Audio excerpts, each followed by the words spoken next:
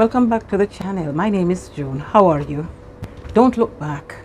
That's the word that I have for us today, but not the way we are used to hearing it when we are talking about the story of Lot's wife. I grappled with the idea or the notion of Lot's wife being a disobedient woman and a woman who got punished by turning her into a pillar of salt. It really bothers me from a very early stage in my life, and I often wondered whether becoming a pillar of salt was really a punishment. Again, I am confused by the teachings that salt is good, and many references are made in scripture. Many passages speak of salt. We are the salt of the earth, and if the salt has lost its savor, wherein will it be salted? Scriptures like that.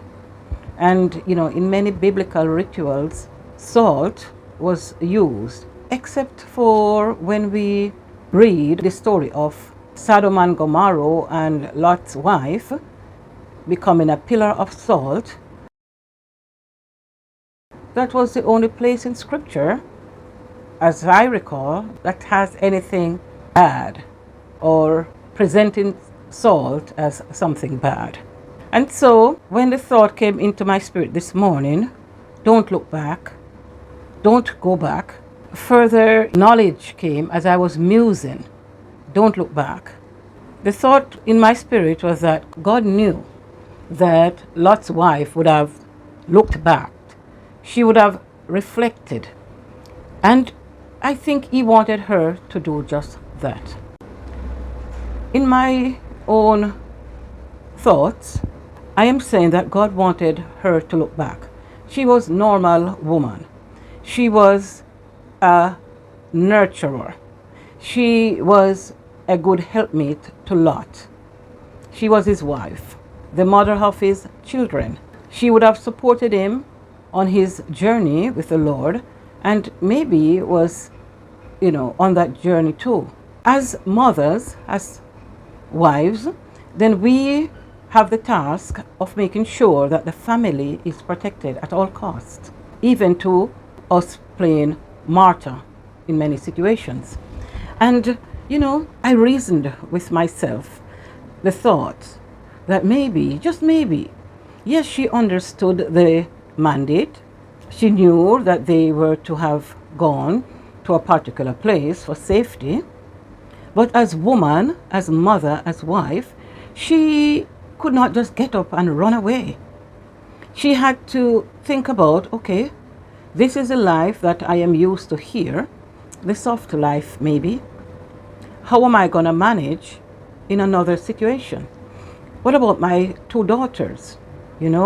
How are they going to survive in a strange land? How am I going to take care of my husband, who is probably old? How? So she would have been musing these thoughts. She would have been looking back, reflecting, and probably pleading with the angels, to say, yes, we'll go, but I need some time to really understand what is happening here.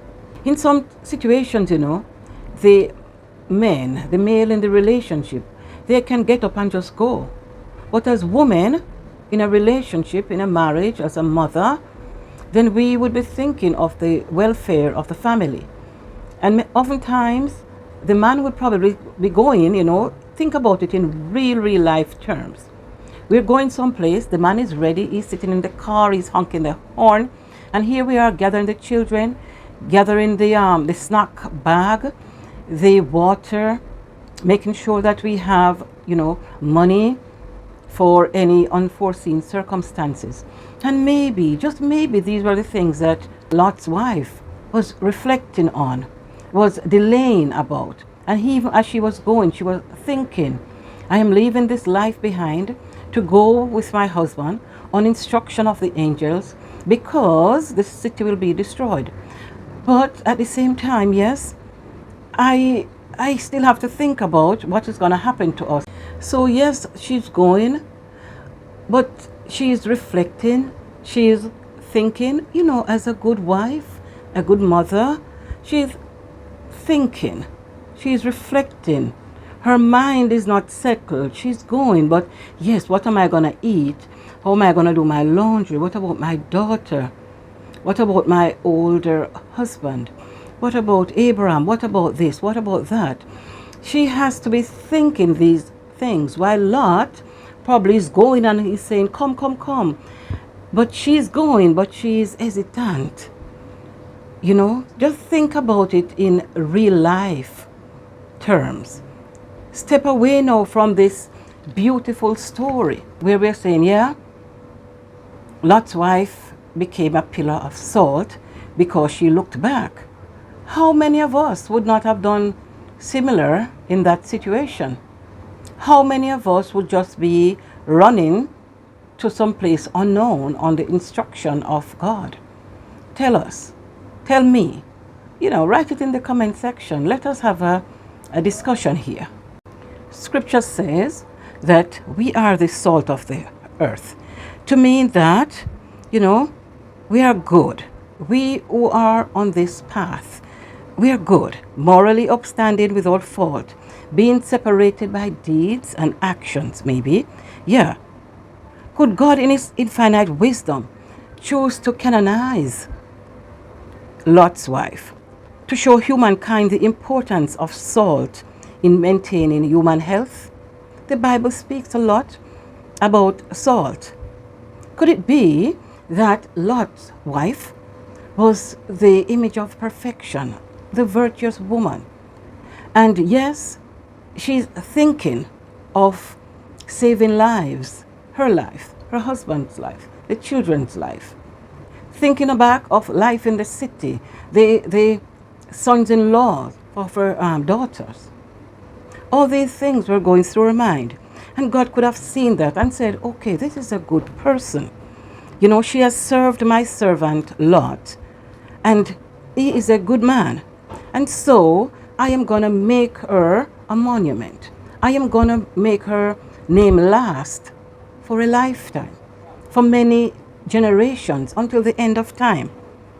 Salt is important in maintaining human health. It is the main source of sodium in the human diet, and it is very important for proper functioning of many systems in the body. The nervous system, the muscular system, the circulatory system. Yes, so God would have known that salt is important, and he would have canonized her in such a manner that she has to be respected, and her name would be mentioned throughout eternity. Could it have been that way? God must have carefully thought about this monument for his servant. A woman is upright, is virtuous. That's what I am thinking. And so she's important in that God would have canonized her, a pillar of salt, to show us that, listen, salt is important. As I said before, it's only in the story of Sodom and Gomorrah that we see salt being presented in a negative light. Salt is used in many biblical teachings. Much is written about salt in the Bible, all in the positive way.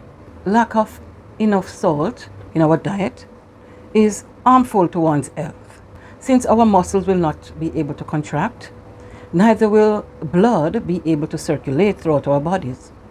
Digestion will be compromised, and our heart will stop beating. We will die. Lot's wife being canonized is an important picture of her importance to God. In my mind, God knew that she might not been able to survive the rigor of the journey. God realized that she's not used to this. She might not survive it. She would face rough times. I think in his mercies, he said, yes, it is torturous. Life where she's going might be very hard. I believe that even though she was going with Lot, she was still praying and said, Father, please let this cup pass. If I don't have to go, don't let me go. Don't let us go. I don't think we'll be able to survive in another place. Sodom is our place. Yes, we might have come there as strangers, but that's where we reside, that's the life we knew. And I am old, maybe. To start life someplace else might not be good for me. And she probably prayed that the Lord would, do something for her. And so the Lord probably answered her and said, I will make you important. I will let your name be known from generations to generation. I will let your name be heralded. Persons will know of you. Just maybe. Just look at the good side. And so the Lord, canonized her. He made her into a pillar of salt. Salt being good. Salt is good. He could have chosen, God could have chosen to make her into whatever else he chose. But he chose salt because salt is important to God. So this is an alternate version of the story of Lot's wife was revealed to me, and I am presenting it here. We can have discussions about it. Yeah, let us talk about it in the comment section. I believe that Lot's wife, it's not just good to say she looked back and was punished, being made into a monument of salt. That's the only place in the Bible where salt has been presented in the negative. So I am saying an alternate message is one of God, being God, decide to canonize her and to make her name known. She lives as a virtuous woman. My name is June. I'm sending you love, much love from Jamaica. Stay blessed.